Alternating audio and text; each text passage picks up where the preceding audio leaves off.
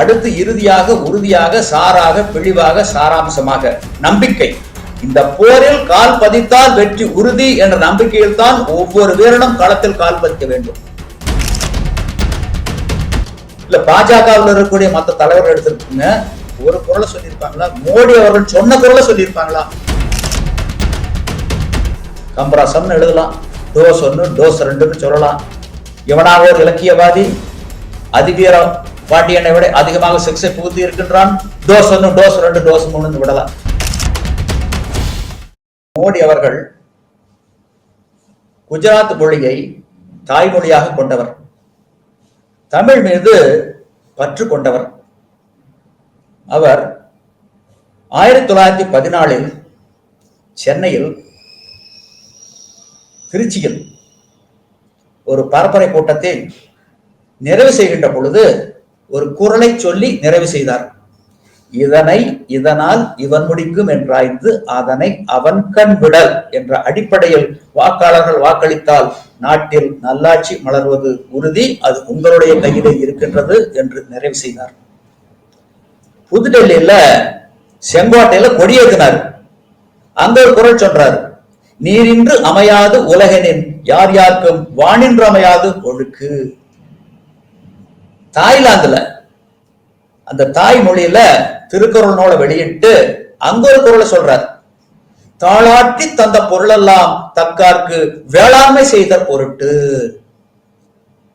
இந்திய சீன எல்ல லடாக்ல கொட்டும் பனியில நடுக்கும் குளிர்ல வீரர்கள் மத்தியில ஒரு குரல் சொல்லி விளக்கம் சொல்றாரு. மரம் மானம் மாண்ட வழிச்செலவு தேற்றம் என 4 ஏமம் படைக்கு. ஒரு படைக்கு உண்டான அம்சங்கள் எவை என்றால், மரம், வீரர்கள் ஒவ்வொருவரும் வீரம் மிக்கவர்களாக இருக்க வேண்டும், முதல் அம்சம். இரண்டாவது அம்சம் நல்லொழுக்கம். மயிர் நீப்பின் வாழா கவரிமானார் உயிர் நீப்பர் மானம்பரின். மூன்றாவது நன்னடத்தை, நன்னடத்தை கொண்டவர்களாக இருக்க வேண்டும்.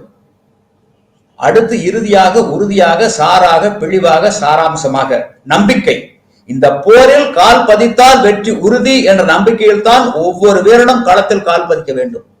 ஐயோ நாம திரும்பியா வரப்போறோம் அப்படிங்கிற எண்ணத்துல கால் பதிச்சா என்னதான் ஆர்ம்ஸ் அம்யூனிஷன் வெப்பன் இருந்தாலும் அந்த படை வெல்லாதுன்னு முடிவு பண்ணார். வள்ளுவர் சொல்றத அப்படியே சொல்றாரு விளக்கி. அடுத்து இந்த கொரோனா உச்சத்தில் இருந்த போது யோகாவை துவக்கி வச்சு ஒரு குரல் சொல்றாரு, நோய் நாடி நோய் முதல் நாடி அது தணிக்கும் வாய் நாடி வாய்ப்ப செயல். கல்வியினுடைய மேம்பாட்டை பத்தி சொல்லும் போது ஒரு குரல், தொட்டனைத்து ஊரும் மணற்கேணி மாந்தற்கு கட்டணை தூரும் அறிவுங்கிறாரு. சென்னையில செஸ் போட்டி துவக்கி வைக்கிறாரு. அப்போ ஒரு குரல் சொல்றாரு, இருந்தோம்பி இல்வாழ்வதெல்லாம் விருந்தோம்பி வேளாண்மை செய்தற் பொருட்டுங்கிறாரு.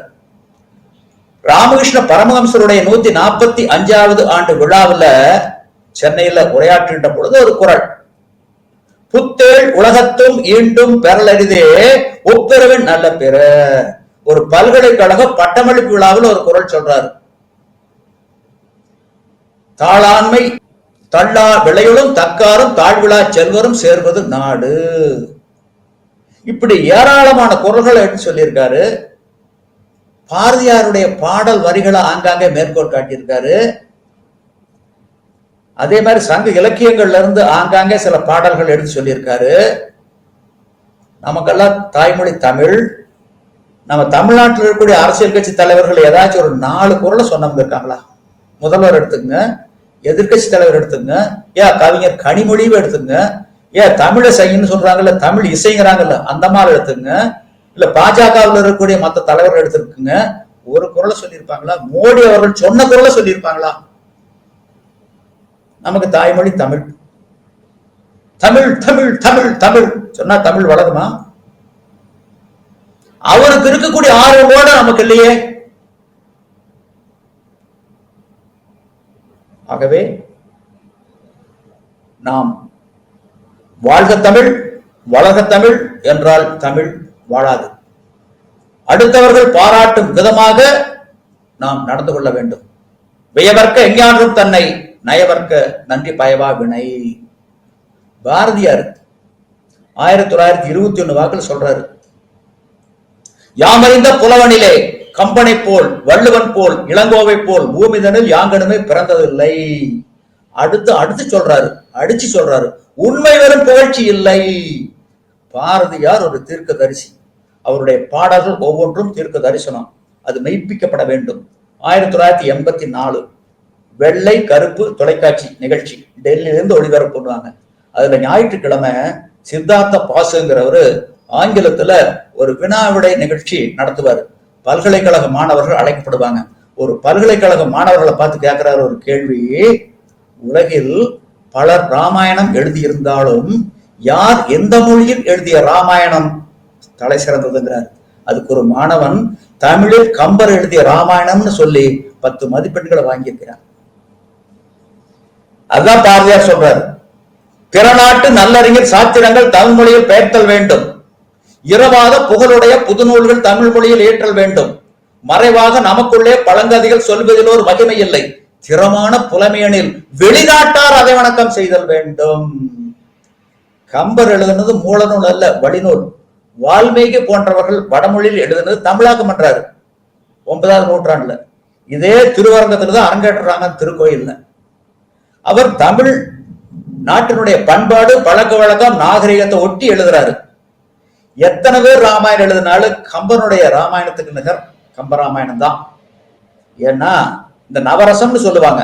நகை, அழுகை, இழிவரல், மறுக்கை, அச்சம், வெகுளி, உவகை, சாந்தம் பாடல்கள் காட்டுவார் கம்பர். ஒரு இடத்துல பாருங்க, கோபத்தை காட்டுறாரு பாருங்க.